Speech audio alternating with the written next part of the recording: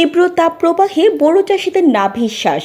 মজিবুর রহমান রানী ও নূর মোহাম্মদ পাটোয়ারির তথ্যচিত্রে মেঘনা post desk রিপোর্টের সাথে আছে আমি জান্নাতুল আফসানা। বৈশাখের তাপমাত্রা যেন কোনোভাবেই কমছে না, দেখা নেই বৃষ্টির।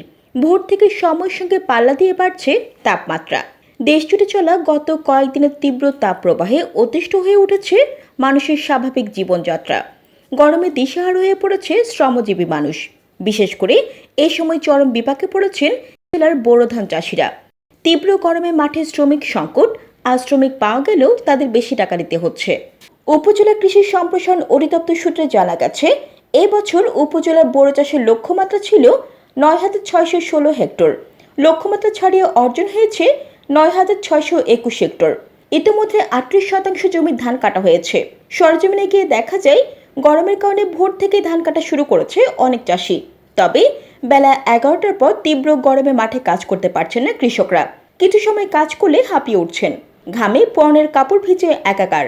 কাজের মাঝে বারবার বিশ্রাম নিতে হচ্ছে, এতে কাজের গতি কমে যাচ্ছে। গরমের কারণে শ্রমিক সংকট দেখা দিয়েছে, আর শ্রমিক পাওয়া গেলেও তাদের পারিশ্রমিক বেশি দিতে হচ্ছে। এদিকে ভারী বৃষ্টিপাত হলে বোরো ধান তলিয়ে যাওয়ার শঙ্কা রয়েছে। তাই তীব্র গরমকে সঙ্গে নিয়ে ধান কাটছেন কৃষকরা।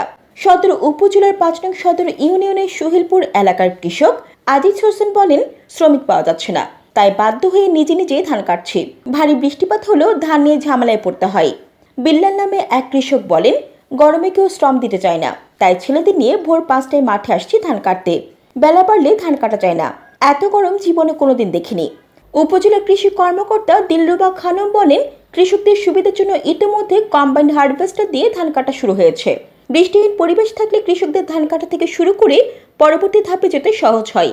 এজন্য এই পরিবেশকে কৃষক ইতিবাচক হিসেবেই নেয়।